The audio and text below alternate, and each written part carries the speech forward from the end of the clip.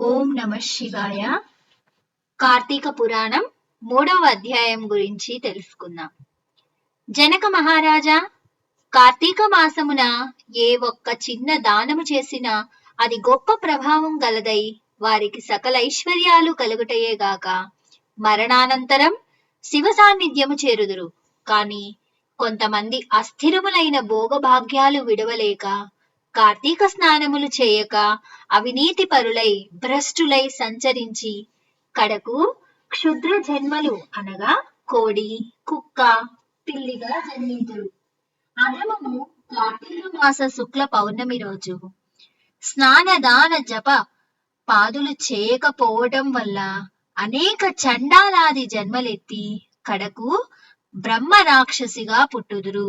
దీనిని గురించి నాకు తెలిసిన ఇతిహాసం ఒకటి వినిపించెదను, సపరివారముగా శ్రద్ధగా ఆలకింపుము అని వశిష్ఠ మహాముని జనక మహారాజుకు చెప్పుచుండెను.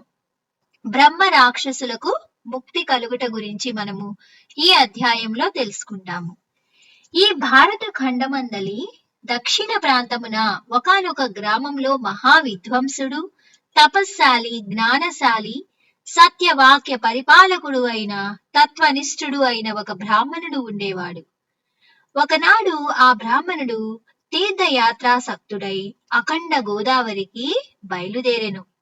ఆ తీర్థ సమీపమున ఒక మహావట వృక్షంబుపై భయంకర ముఖములతో, దీర్ఘ కేశములతో, బలిష్టంబులైన కోరలతో, నల్లని బాణ పొట్టతో, చూచువారికి అతి భయంకర రూపములతో 3 రాక్షసులు నివసించుచు ఆ దారిన పోయే బాటసారులను బెదిరిస్తూ ఉన్నారు. వారిని భక్షించుచు ఆ ప్రాంతమంతా కూడా భయం కంపితము చేస్తున్నారు.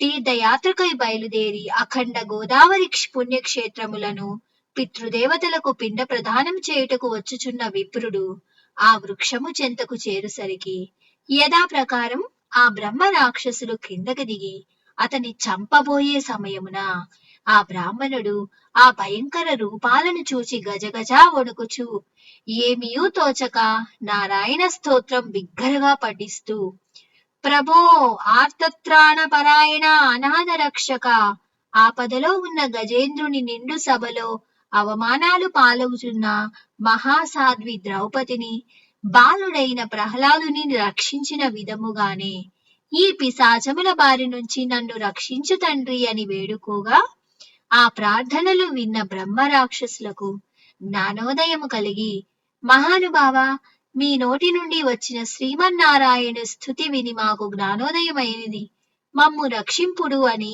ప్రాధేయపడిరి. వారి మాటలకు విప్రుడు ధైర్యం తెచ్చుకొని, ఓయి మీరెవరు, ఎందులకు మీకు ఈ రాక్షస రూపములు కలిగినవి, మీ వృత్తాంతము తెలపండి అని అడిగాడు. ఓ విప్రపుంగవా, మీరు పూజ్యులు, ధర్మాత్ములు, వ్రతనిష్టాపరులు. మీ దర్శన భాగ్యం వల్ల మాకు పూర్వజన్మమందలి కొంత జ్ఞానము కలిగింది.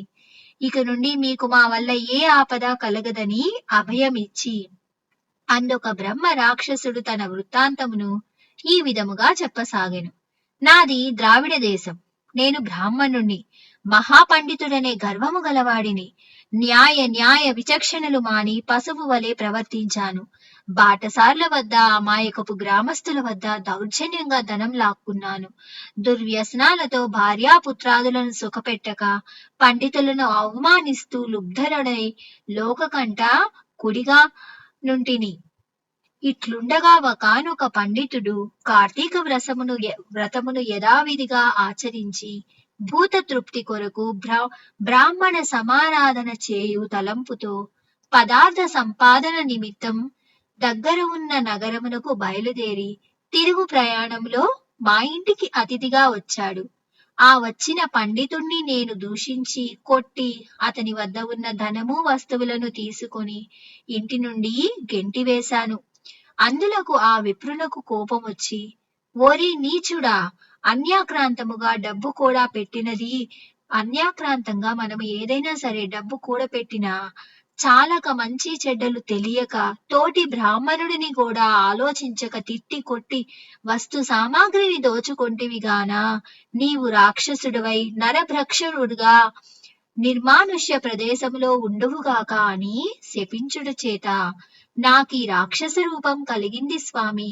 బ్రహ్మ రాక్షసువైన తప్పించుకోవచ్చు గాని బ్రహ్మాస్త్రమునైనా తప్పించుకోవచ్చు గాని బ్రాహ్మణ శాపము నుంచి మాత్రం తప్పించుకోలేము కదా.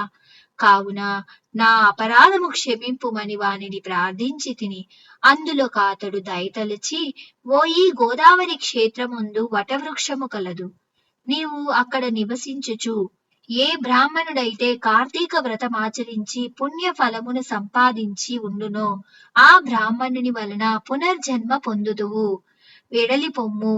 ఆనాటి నుంచి నేనీ రాక్షస రూపమును నరభక్షణమును చేయుచుంటిని.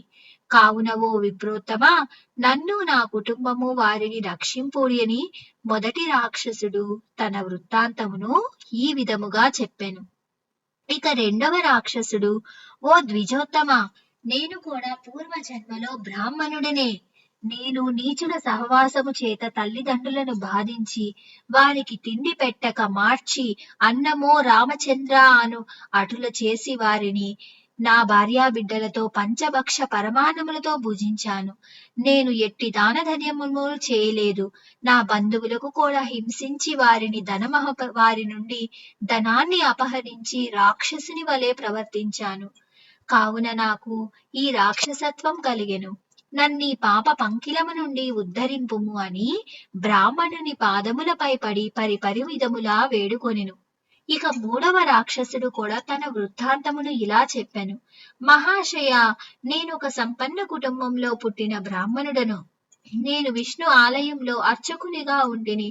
స్నానమైనను చేయక కట్టుబట్టలతో దేవాలయములో తిరుగుచుండెను. భగవంతునికి ధూపదీప నైవేద్యములైనా సమర్పించక భక్తులు కొని తెచ్చిన సంభారములను నా ఉంపుడు గత్తెకు అందచేయుచు మధ్య మాంసం సేవించుచు పాపకర్యములు చేసిన ఎందున నా మరణానంతరం ఈ రూపము ధరించి తిని. కావున నన్ను కూడా పాప విముక్తుణ్ణి కావింపు స్వామి అని ప్రార్థించెను. ఓ జనక మహారాజా, తపోనిష్ఠుడైన ఆ విప్రుడు పిశాచముల దీనాలాపము ఆలకించి, ఓ బ్రహ్మ రాక్షసులారా, భయపడకండి. మీరు పూర్వజన్మలో చేసిన ఘోర కృత్యముల వల్ల మీకు ఈ రూపములు కలిగినవి.